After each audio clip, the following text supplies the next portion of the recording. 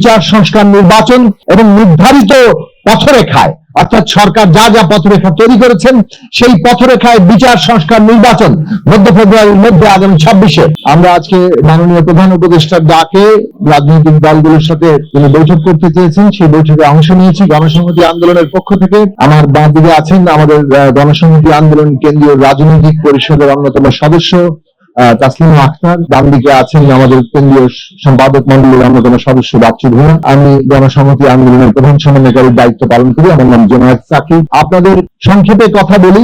প্রথমত, আমরা আজকে মাননীয় প্রধান উপদেষ্টা নির্বাচন বিষয়ে কথা বলেছেন। তিনি বলেছেন যে একটা সুষ্ঠু নির্বাচন করার জন্য, এবং তিনি যে ইতিমধ্যে সময়সীমা ঘোষণা করেছেন আগামী 2026-এর মধ্য ফেব্রুয়ারির মধ্যে আগামী জাতীয় নির্বাচন অনুষ্ঠানের কথা। এই জাতীয় নির্বাচন অনুষ্ঠান করতে তার সরকার বদ্ধপরিকর, এবং তারা একটা সুষ্ঠু গ্রহণযোগ্য নির্বাচন আয়োজন করতে চান, উৎসবমুখর নির্বাচন আয়োজন করতে চান। জনগণ যাতে অবাধে বিনা ভয়ে ভোট দিতে পারে, এবং সকল প্রার্থীরা তারা যাতে নির্বাচনে প্রার্থিতা করতে পারে কোনো ভয়, কোন রকম চাপ, কোন রকম প্রতিকূল পরিস্থিতি ছাড়াই, সেটা তার সরকার অঙ্গীকারাবদ্ধ। সেই ক্ষেত্রে তিনি রাজনৈতিক দলগুলোর কাছ থেকে পরামর্শ চেয়েছেন, তিনি সহযোগিতা চেয়েছেন।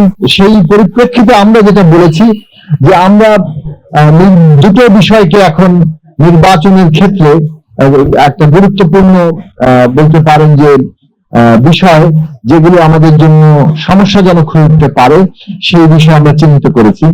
একটা হচ্ছে যে এই সরকারের যে অন্তর্বর্তী সরকার যেভাবে রাষ্ট্র পরিচালনা করছে, রাষ্ট্রীয় প্রতিষ্ঠানগুলো পুনর্গঠনের যে কর্তব্য তাদের সামনে ছিল, সেই পুনর্গঠন যথার্থ হয়নি, এবং পুনর্গঠন যথার্থ হয়নি বলেই সারা দেশে আইন শৃঙ্খলা পরিস্থিতি, তারপরে নানাভাবেই যে প্রতিষ্ঠানগুলির ভূমিকা, সেগুলো নানা রকম প্রশ্নের জন্ম দিচ্ছে।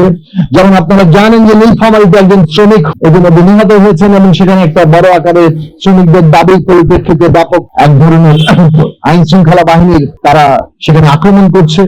নুরুল হক নূরের ঘটনার উল্লেখ হয়েছে, এবং এই সব বিষয় রাজনৈতিক মহলে একটা অনিশ্চয়তার জায়গা তৈরি করছে।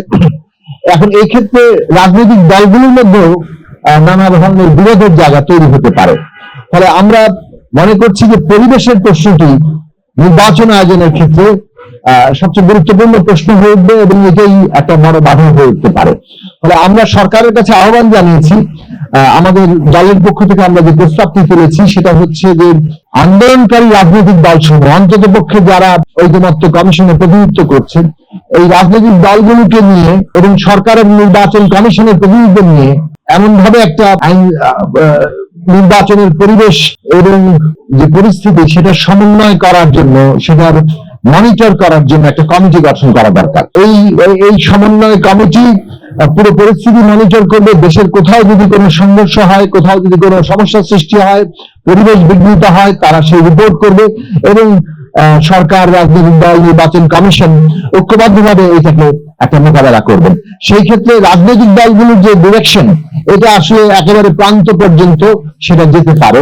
ফলে পরিবেশের এই প্রশ্নটি ঠিক করার জন্য এটা এমন নয় যে নির্বাচনকালীন সময় জানুয়ারি মাসে, ফেব্রুয়ারি মাসে গিয়ে এটা আসলে করতে হবে। এই সেপ্টেম্বর মাসেই আমরা এটা দাবি করেছি যে এটা গঠনের উদ্যোগ নেওয়া দরকার, এবং এখন থেকে এটা কাজ শুরু করা দরকার, যাতে করে নির্বাচনের প্রস্তুতিকালীন সময়ে সবচেয়ে কম সমস্যা সৃষ্টি হয় এবং সেগুলো আমরা সমাধান করতে পারি।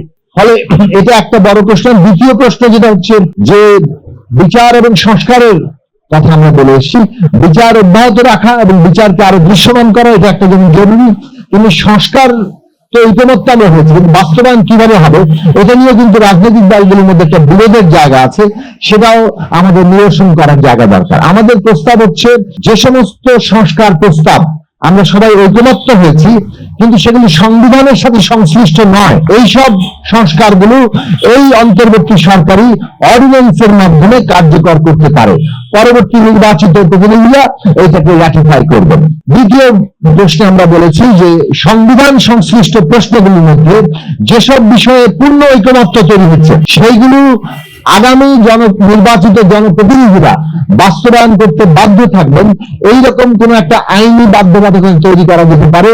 আমরা এটার জন্য ইতিমধ্যে ঐকমত্য কমিশনে বলেছি যে সরকার এই ক্ষেত্রে প্রয়োজনে আদালতের পরামর্শ নিতে পারে, নিয়ে এই বিষয়ে একটা আইনি বাধ্যবাধকতার কোন একটা কাঠামো তৈরি করতে পারেন।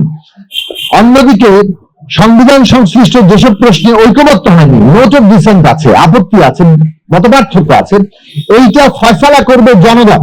জনগণের ভোটের মধ্যে দিয়ে, নির্বাচনের মধ্যে দিয়ে এটার ফয়সালা হবে।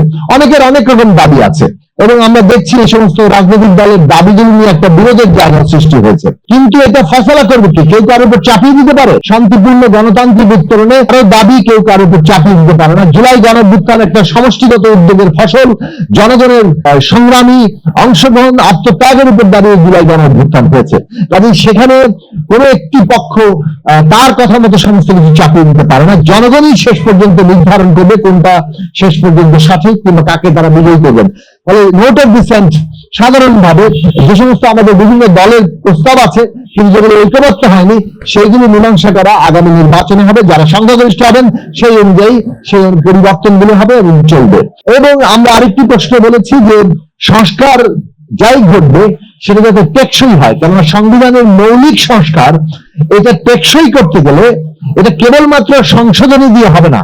অন্যদিকে গণপরিষদের দাবি যারা করছেন, এখানে যেহেতু নতুন সংবিধান লেখা নিয়ে কোনো ঐকমত্য হয়নি, সেটাও আসলে খুব এখানে কার্যকর হওয়ার জন্য কোনো বাস্তবতা তৈরি করে না, কোনো ঐকমত্য নাই। সংস্কারই একমাত্র প্রশ্ন যেখানে সকলের ঐকমত্য আছে এবং বিদ্যমান সংবিধানের মৌলিক সংস্কার আমরা করার বিষয়ে অনেকগুলো প্রশ্নে আমরা একমত হয়েছি। এই মৌলিক সংস্কারটা জনগণের অনুমোদন নিয়ে, এখতিয়ার নিয়ে আগামী সংসদ যাতে করে, সেটার জন্য আগামী সংসদ নির্বাচনের নাম হওয়া উচিত সংবিধান সংস্কার পরিষদের নির্বাচন।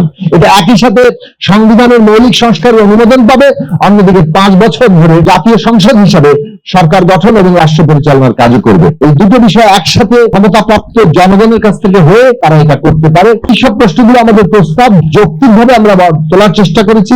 আমরা চাই এটা ন্যূনতম জাতীয় ঐক্যের মধ্যে দিয়ে একটা গণতান্ত্রিক উত্তরণ যাতে আমরা করতে পারি। বিচার সংস্কার নির্বাচন এই গণতান্ত্রিক উত্তরণের জন্য অপরিহার্য। বিচার সংস্কার নির্বাচন এবং নির্ধারিত পথরেখায়, অর্থাৎ সরকার যা যা পথরেখা তৈরি করেছেন সেই পথরেখায় বিচার সংস্কার নির্বাচন মধ্য ফেব্রুয়ারির মধ্যে আগামী 26-এ, এইটা বাংলাদেশের এখন প্রধান জাতীয় স্বার্থ। একে ক্ষতিগ্রস্ত করে এমন যে কোনো তৎপরতা আমাদের জাতীয় স্বার্থের বিরুদ্ধে যাবে। ফলে নির্বাচনকে কোনোভাবে ক্ষতিগ্রস্ত করে এমন কোন তৎপরতা কোন পক্ষ করবেন না। রাজনৈতিক দলগুলো এই বিষয়ে সচেতন থাকবেন, সজাগ থাকবেন, কেননা তাদের মধ্যকার বিরোধ এই অবস্থাকে একটা অত্যন্ত খারাপের দিকে নিতে পারে, বড় খাদের দিকে নিতে পারে। আমরা এইসব প্রশ্নগুলো বলেছি।